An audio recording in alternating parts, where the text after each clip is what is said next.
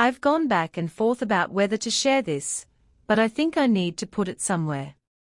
This happened when I was a sophomore at school in the Northeast. I won't say which one. And I'm in Kappa.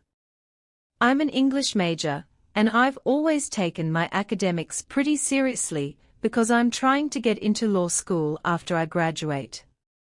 That's relevant context for what I'm about to tell you. Last semester, I enrolled in this upper-level course on English Romanticism. The class was pretty small, maybe 25 students in total, and it was mostly juniors and seniors. There was a professor who led the seminars, of course, but most of the actual teaching was done by the TA during discussion sections. His name was Raw, and yes, that was his real name. I still don't know if it was a first or last name situation, but that's what everyone called him. He was maybe late 20s, kind of lanky, and gave off this I'm in a band, but not a good one type of energy. He was kind of just an oddball. Anyway, the class itself was fine. A lot of close reading, a lot of discussion about nature and memory and all that romantic nonsense, but participation was pretty dead most days. People would just sit there and wait for Raw to fill the silence, which he hated. You could tell it made him uncomfortable, which was problematic because then he'd start cold calling on people and chirping at them when they clearly didn't know what was going on. There was one guy, though, who always seemed to keep things alive. His name was Luke. He was tall with brown hair, and the only other thing I knew about him was that he was in one of the better frats on campus. He had this way of making jokes at just the right moment, not to be annoying, but to break the tension when things got awkward. Music, and he actually did the reading, which was rare. When he talked, it was clear he knew his stuff, so the humor felt earned. He wasn't trying to be the class clown. He just had a presence. I remember thinking he was smart, but kind of goofy. Anyway, since I needed to participate for my GPA, I ended up being one of the only other people who talked regularly. So, it was usually me, Luke, and maybe 2 or 3 others carrying the discussion while everyone else zoned out. ROR seemed to appreciate it. He'd nod along when I made a point, and sometimes he'd build on what I said in a way that felt validating. For my first essay, and I remember this vividly, I wrote about ambiguity in W.D.S. Worth's Tin Abbey. It wasn't groundbreaking, but I was proud of it. When I got it back, ROR had written these long, detailed comments in the margins, not just corrections, actual agreement with my ideas. But after that, I noticed things started to shift a bit. Raw began paying more attention to me in class. He'd call on me more often, ask follow-up questions to my answers, make eye contact with me for long periods of time, stuff like that.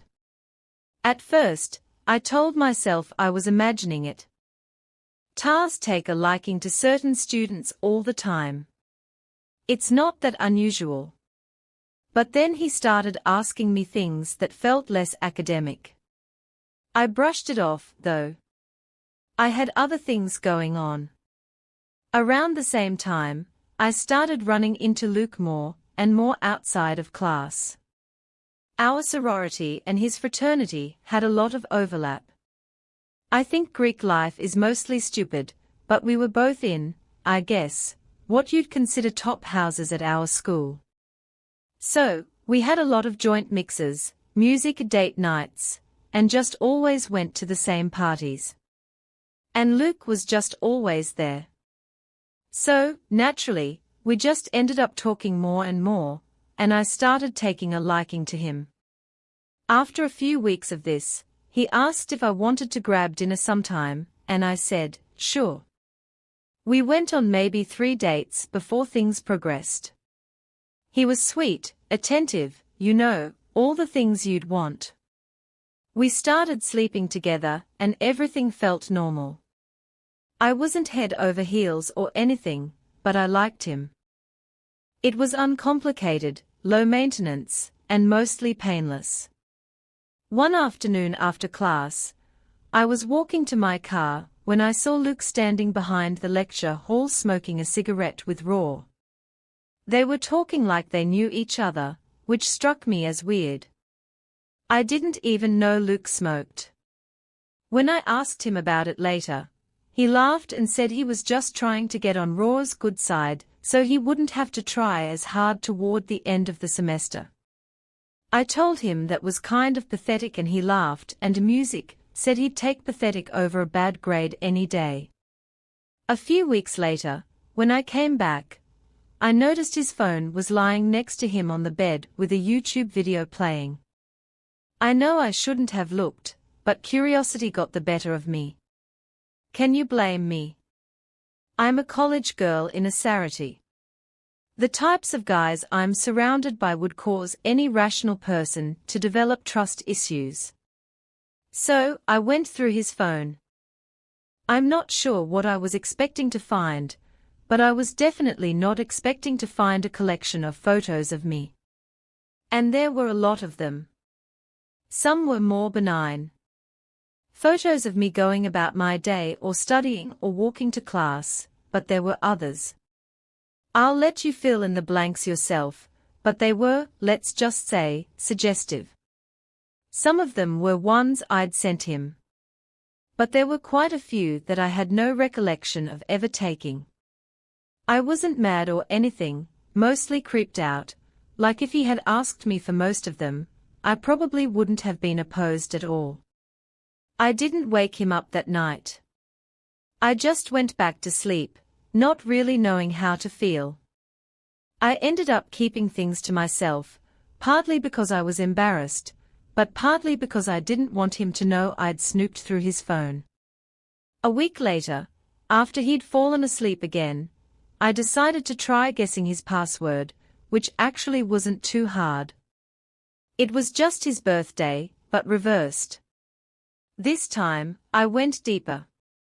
Brace yourself, because things move really fast from this point forward. I checked his messages, his deleted photos, everything, and I found something horrifying. He'd been sending photos of me, those photos of me, to an unsaved number regularly for weeks.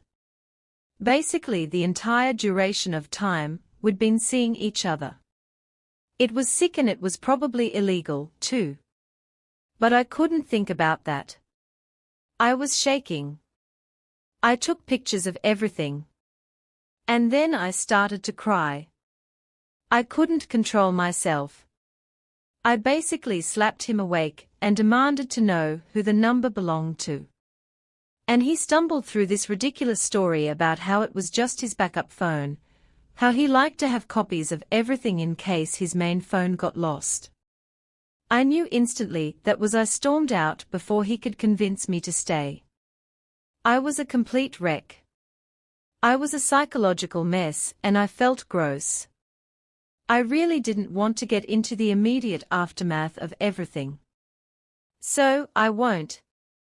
Just know that it was probably the worst week of my life. The last thing I need is for that trauma to reopen if anyone figures out who I am or anything. So, that's another reason I'm keeping the details to a minimum. The unknown number ended up belonging to Raw, my TA. The police got involved and Luke confessed pretty quickly once they started pressing him. He admitted that ROR had been paying him hundreds of dollars apparently in exchange for photos. The whole thing had been going on since the beginning of the semester, maybe longer. I don't know all the details and honestly I don't want to. Luke got expelled from university, and Raw got fired. I'm pretty sure there was jail time involved as well. Although, I do remember thinking whatever punishment they got wasn't nearly enough to make me feel compensated. That was over a year and a half ago. I'm a senior now and I'm almost done with school. I'm kind of relieved about that, to be honest. I've dealt with things in my own way and I won't get into that, but I thought everything was behind me. A few weeks ago, though, I started noticing something. There's this silver sedan that's been parked outside my sorority late at night. Not every night, but enough that I've started paying attention. I haven't seen anyone get in or out of it. I don't know if it's one of them. I'm probably being paranoid, but it's really freaking me out. And honestly, I'm not sure how they'd even know I live here now. I moved into the house well after the Luke situation. Anyway, if anything else happens, I'll update. This happened like 2 weeks ago. I'm still not fully over it, but I need to get it out there because keeping it to myself is driving me insane. My name is Mike, but everyone calls me Mikey. I'm 22 and I'm still living with my parents in Northern California. And before you ask, no, it's not the California you're picturing. I always have to explain this to people. Not every part of the state is beaches and palm trees. Where I live, it snows pretty heavily. We're talking middle of nowhere, surrounded by forest. Closest neighbor is a 10-minute drive kind of situation. I've been skiing my whole life, so the cold doesn't bother me. If anything, I prefer it, but that's not really the point. The point is that 2 weekends ago, my parents flew out of the country for a wedding. Some friend of my mom's was getting married in Portugal, and I wasn't invited, but I didn't really care about that. A weekend alone in the house sounded kind of nice. Our house isn't anything special, just your standard 3-bedroom, 1-story, nothing fancy. My parents' room is at one end of the hall, mine is at the other, and there's a guest room in between that we mostly use for storage. The living room and kitchen are in the middle of the house, and the front door opens right into the living room. I'm describing this because it'll be important later. The first night alone was fine. I went to bed around 2 a.m. and passed out pretty quickly. The second night is when everything went wrong. I went to bed around the same time, maybe a little earlier. I remember being more tired than usual, so I knocked out fast. I don't know what time it was when I woke up, but it was the middle of the night. That's pretty irregular for me. I knew something woke me up, because I always have to keep my phone on airplane mode when I sleep. So, it wasn't that, but I had no idea what it could have been. I scanned the room, but it was pitch black. As my eyes started adjusting to the darkness, though, I saw something strange. My closet door was wide open. I always keep that door closed, always. It's one of those sliding doors that doesn't stay shut on its own. So, I make a point of closing it every night before bed. I know that sounds weird, but I've had to think about open closet doors since I was a little kid. The point is, I didn't leave it open. I know I didn't. I started freaking out a little. My brain was doing that thing where it's trying to convince you that you're still dreaming, but I knew I wasn't. I was fully awake. I could feel my heart starting to pound and I couldn't shake the feeling that something was really music wrong. Without thinking, I reached over to my nightstand, grabbed my phone, and turned the flashlight on. I literally screamed when I saw them. There were 2 figures standing at the edge of my bed, just standing there. Before I could make out any features, they scattered in opposite directions like they were trying to avoid the light beam. It was freaky how fast they moved, almost like they knew I had been about to turn the light on. I started flailing my phone around, trying to keep it on them, but they were too quick. I heard something clatter to the floor, but I didn't have time to process it. I just started screaming. I don't even know what I was screaming. I think I was just making noise out of pure panic. The two figures bolted for my bedroom door. I heard their footsteps pounding down the hallway, and I started chasing them before I could have a second thought. By the time I got out of bed and made it to the hall, though, I heard the front door slam. I ran to the living room, but they were already gone. I stood there in the living room for I don't even know how long. My hands were shaking, and I was just trying to focus on catching my breath. The moment I regained my composure, I ran back to my room, locked the door, and called 911. While I was waiting for the police in the safety of my locked room, I finally turned the light back on. That's when I looked down at the floor by the edge of my bed and saw what had clattered during the commotion. It was one of my mom's kitchen knives. I almost threw up. I'm not kidding. Those people had been standing over me with a knife while I was sleeping. If I hadn't woken up when I did, I don't even want to think about what would have happened. I probably wouldn't have woken up. The police showed up maybe 20 minutes later. They searched the entire property, but there was no sign of anyone. Of course, they took my statement, asked me a bunch of questions, and then one of the officers told me I must have forgotten to lock the front door. I told him I remembered locking it, but he just kind of shrugged and said that was the only explanation, being as there were no signs of forced entry, and every other door and window throughout the entire house was locked. The only thing that even could have been unlocked was the front door. I accepted that and watched them leave, but I knew I locked the front door. Fast forward through the nonsense of my parents getting home the next day and scolding me all over again for forgetting to lock the front door. There's no need to get into that. It's been 2 weeks now and I still don't have an explanation. Forget whether the door had been locked or not. Why the hell were people in my room with a knife? Just rob the place. It's not like I would have noticed them come and go. At first, I thought whoever broke into my house that night might have known my parents were out of the country. But now I'm starting to doubt that theory because I have trouble believing standard thieves would go out of their way to kill someone. My name is Natasha. This started happening about 3 months ago right after I broke up with my ex, Tibet. I'm 23 and I just moved into my first solo apartment after living with roommates since college. It was nothing special.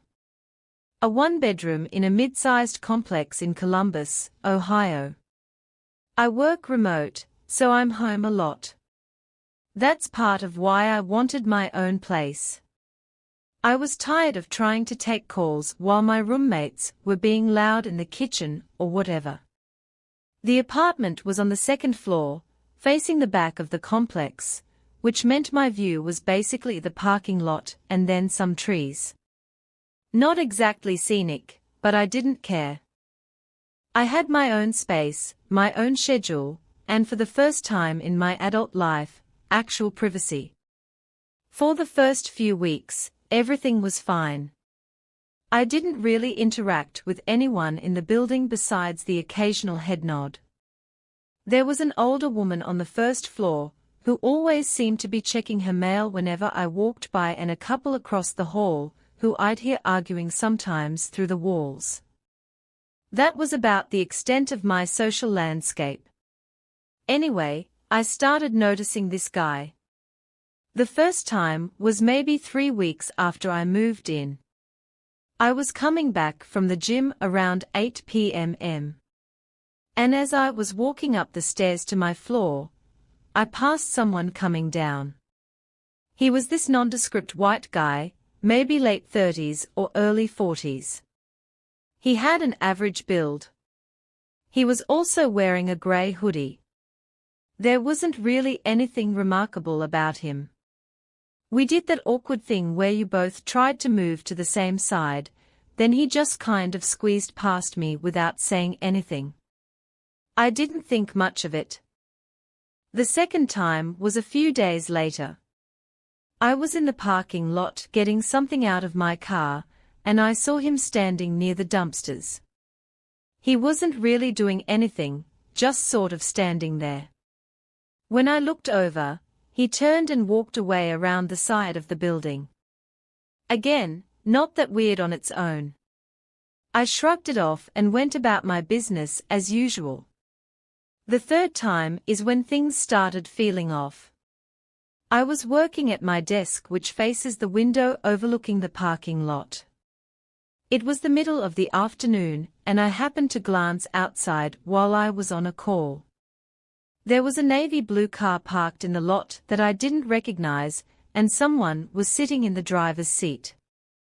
I couldn't see their face clearly, but I could tell they were looking up at the building at my floor, maybe at my window specifically, but I couldn't be sure. I watched for a few seconds, then went back to my call. When I looked again, maybe 10 minutes later, the car was gone. For whatever reason, that stuck with me. I started paying more attention after that. And the more attention I paid, the more I noticed him.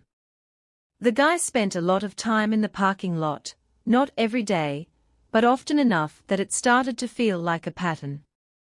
Sometimes he'd be walking through, sometimes sitting in that same blue car, which I realized was his a few days later. Once I saw him standing by the stairs to my building just looking at his phone, music. He never looked directly at me, or if he did, I never caught him. But I started to get this feeling like he was always positioned in a way where he could see my apartment. I told myself I was being paranoid. The complex isn't that big. If someone lived there and kept similar hours to me, I'd probably see them a lot. That's just math. And I'd never actually caught him doing anything wrong either. He wasn't following me and he wasn't approaching me. He was just around. But then something happened that I couldn't explain away. I have a pretty set routine. I go to the same gym at the same time most days. And I usually stop at this Chipotle on the way back twice a week. It's like a 15-minute drive from my apartment in a completely different part of town. One night, I'm sitting in the Chipotle eating by myself and scrolling through my phone. I look up and there he is. That same guy with that same grey hoodie from the first time I saw him. He was just sitting at a table across the restaurant eating a burrito bowl. I started to feel sick in my stomach. I'm not exaggerating. I felt physically sick for a second because there was no reason he should be there. The gym I go to is in a different direction. This Chipotle isn't even near anything else. It's not like it's on a main road where you just happen to end up. You go there on purpose. I tried to rationalize it. I mean, Chipotle is pretty popular and he was eating, but he was also looking at me. Not obviously. He looked down at his food, then glanced up, then looked down again. But I could feel it. And when I got up to leave, I swear he started gathering his stuff, too. I walked to my car fast. I didn't run, but I was moving. I got in, locked the doors, and just sat there for a second. When I looked back at the restaurant, I couldn't see him through the windows. I don't know if he came outside or not, but I didn't want to stick around. The drive home, I kept checking the mirrors. I didn't see anyone following me, but I took a weird route just to be safe. It was probably overkill, especially because he already knew where my apartment was, but I wasn't thinking straight. When I got back to my apartment, I sat in the dark for like an hour just watching the parking lot through my window. I never saw either him or that sedan. So eventually, I convinced myself I'd overreacted and went to bed. The next morning, though, I woke up and looked outside like I'd been doing every morning since this started. The sedan was there and I could see someone sitting in it, so I didn't think twice, and just called the police. I felt stupid doing it. What was I going to say? Something along the lines of, "There's a guy who I keep seeing and it's making me uncomfortable." As silly as it sounded, I called anyway, and I tried to explain the situation. The officer I talked to was polite, but clearly thought I was being paranoid.